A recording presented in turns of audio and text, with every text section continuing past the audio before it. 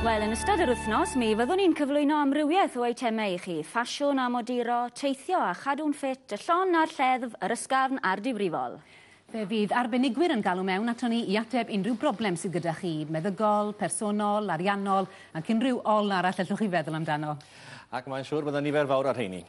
Wel, mi fydd ganddo ni eitemau o'r gegin ac o'r ardd, sgwrs gyda gwestai arbennig, ac o bryd i'w gilydd, mi fydd yna grŵp yn taro mewn.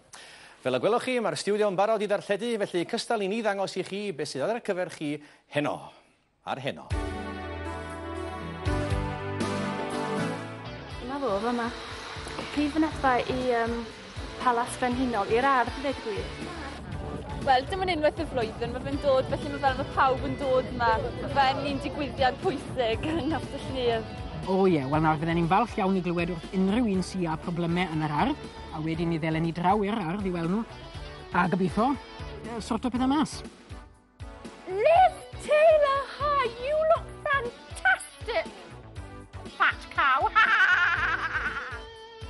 O mae dyddiau gwell i ddod, o mae dyddiau gwell i ddod, i Mrs Jones a deg o blant, o mae dyddiau gwell i ddod.